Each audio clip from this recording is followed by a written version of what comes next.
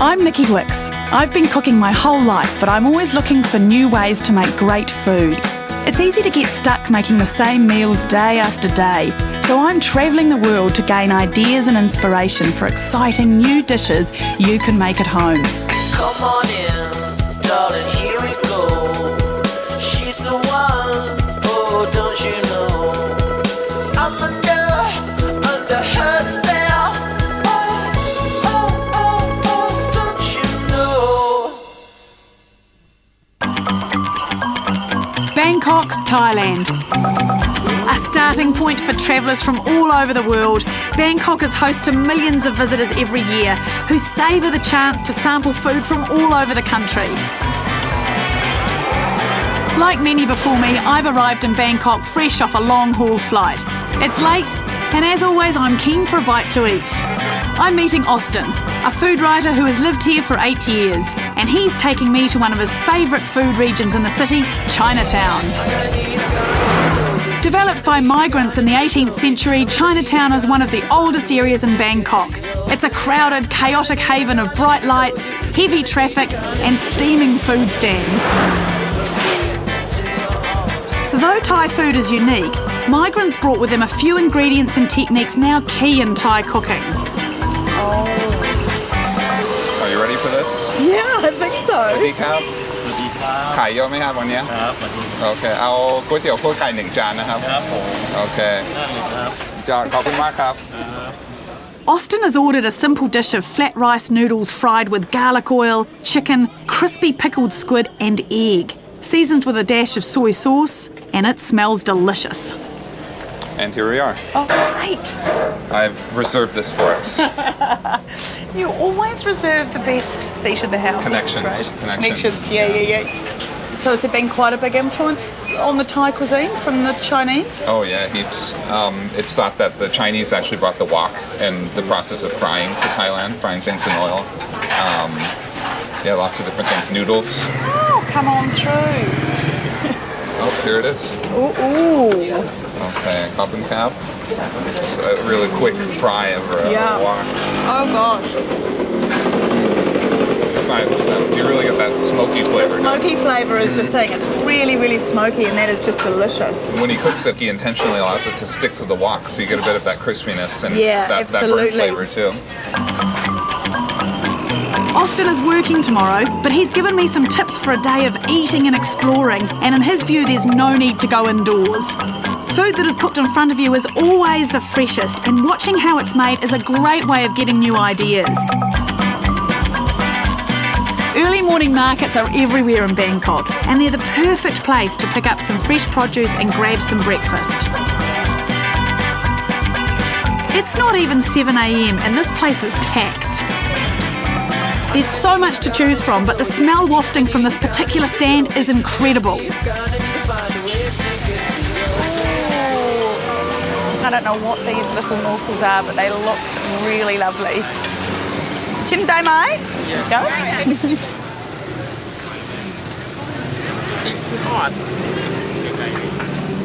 Oh, they're delicious. They've got little chives in them, I think, so they're quite sort of got that delicate oniony flavour and a mushy kind of rice batter. Good breakfast. Let's just see if I can be trusted with the equipment. Can I try? Oh yes, we're a team.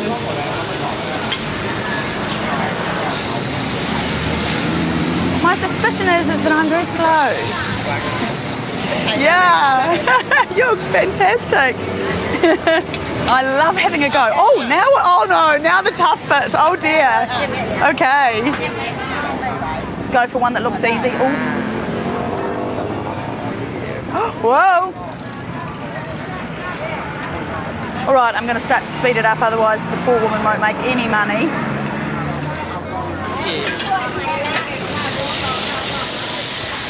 I knew I should have done it like that.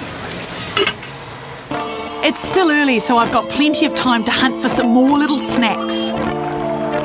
River taxis are a great way to travel outside of Bangkok's congested roads and give you a different view of the city.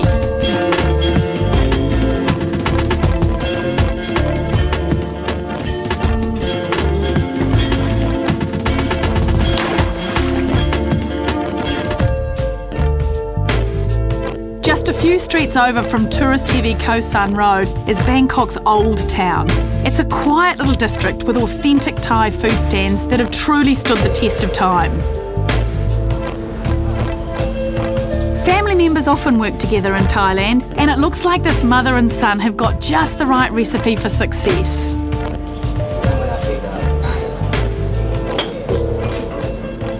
This is what we call a Thai pancake. We have both sweet and savory. Oh, Okay. they look delicious. The sweet one is made out of egg yolk Okay. and coconut. And for the savory, it's made out of shrimp. Dai mai? ได้ครับ ได้ครับ Let's try one. Oh, it's got the texture of a meringue and it's very caramelly in its flavour. So this is a very traditional snack? Original recipe. Her mother used to work in the palace for the king. So this is Yes, your my grandmother? grandmother. And then mother and then son? Right. So when was this photograph taken? This one taken in 1948. 60, 70 years. 60 or 70 years? Yeah. That's amazing. Snack food lasting that long. I'm not surprised, it's fantastic. And sometimes do you make these? No, I don't know how to do that. You don't know how to do it? Really? You never asked her? I'm a painter. Bye-bye. Bye. The pace here is so relaxed, I think I'll stick around for one more snack. And this ice cream shack looks intriguing. With some of these. Maybe this one. I'm not sure what I'm doing here, but I got ice cream with corn and beans in it. Thank you. All the bowls are just sitting there, sort of where the sprinkles usually would be, so I thought, well, they must go with the ice cream. Strangely delicious. Coming up, I recreate Thai flavours at home. Barbecue chilli chicken with a sweet and spicy salad.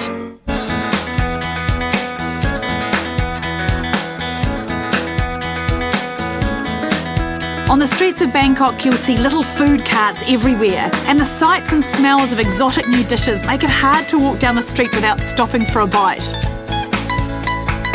There's barbecue chicken on just about every corner and I just love the spiciness of it and I can never resist. So today, that's what I'm going to make, my version of barbecue chili chicken from Thailand. I'm not going to use a barbecue though, I'm going to bang it in the oven, which is just the easiest way to do it. I'm using a whole chicken today. You can use pieces if you want, but I sometimes have a preference just for chopping up a whole chicken. Just take the legs off first is the idea.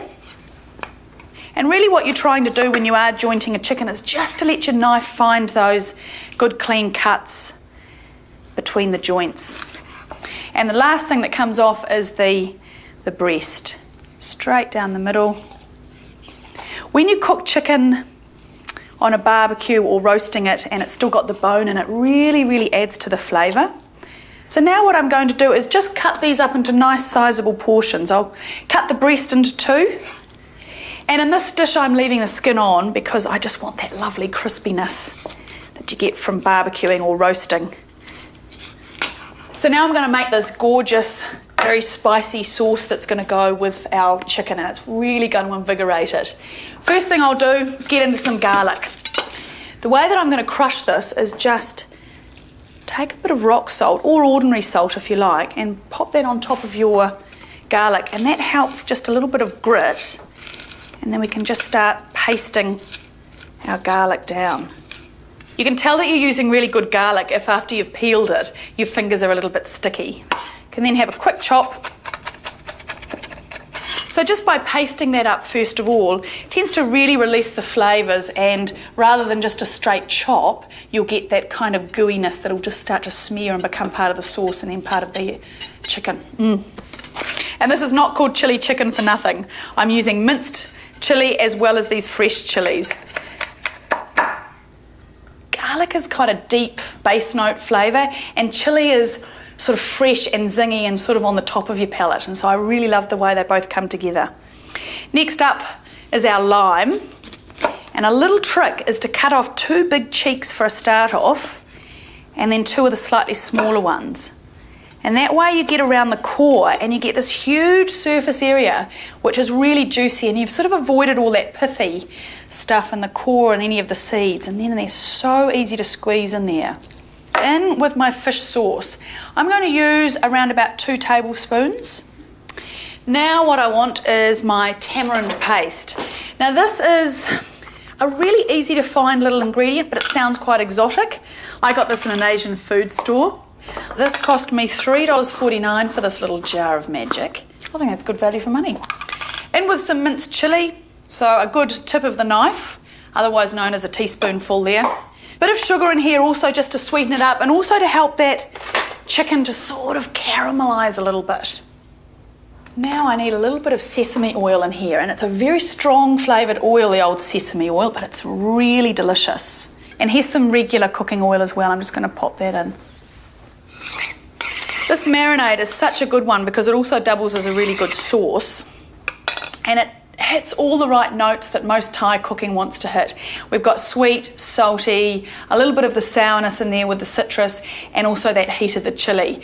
Let's get our chicken soaking in this beautiful marinade. Because of the citrus in there, it doesn't need a long time to marinate.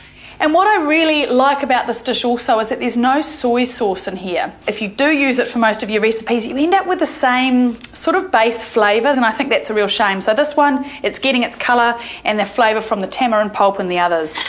So I've made this little contraption here so that the juices will drip through, but my chicken will really grill and barbecue up, and I want there to be quite a charred flavour going on.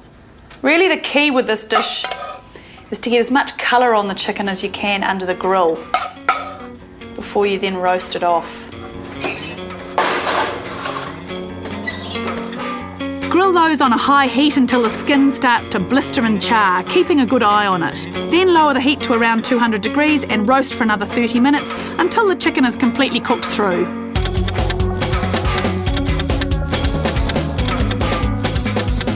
A great match for this chilli chicken is a fresh pineapple salad, and I flavour this with some kaffir lime leaves and some fresh chilli, a little bit of lime juice, and it absolutely rocks. People love it. Easiest way to attack the old pineapple, take both ends off. Why? So that then it can at least sit flat, and now you've got some chance to kind of start taking off this outer prickly edge. Oh! Cutting it straight down the middle. And then, of course, pineapple has this quite big core in it that can be a little bit woody, and we don't want to eat that in our salad. So cut it into quarters, and then it's really easy to just whip that tough core out of there. It looks gorgeous. I can smell the sweetness coming off there. I've de-seeded these because I don't want the kind of harshness of the seeds. I just want a really fine chop. And look at the colour. Oh. And I've got some kaffir lime leaves. Now, how you can tell that they're proper lime leaves is there's always this kind of doubled leaf thing going on. And I once grew a tree that I thought was a kaffir lime leaf in my garden, and turned out it was just a common old lemon tree. But I argued with my mother for some time that I was growing a lime tree. She pointed out that there were no double leaves on it. Let's get a nice little shred going on there. And my last ingredient is this gorgeous lime here. Get in there with your hands. That's the way to do it. Let's have a taste. That is so good. There's just 3 flavours in there, the chilli, the pineapple and the kaffir lime. Better go and get my chicken because I think it'll be ready. Oh, that smells fantastic, and that looks great. There's tons of colour on there from that initial grill that I gave it, and then it's just finished off roasting in there, and all those juices have really started to kind of caramelise. They look so beautiful to me. Nice bit of fresh chilli on there, just if you like a little bit of that fresh heat coming off it. And then, using the same plate, just shaking my pineapple and lime salad onto there. And, oh, that looks good. And just to test it, I think the cook should have a little try before she takes it out to the masses. Can't you see? Can't you tell? That's great. It captures the flavours of Thailand and it'll be a real crowd pleaser. Coming up, a great recipe for a classic noodle dish, pad thai. You know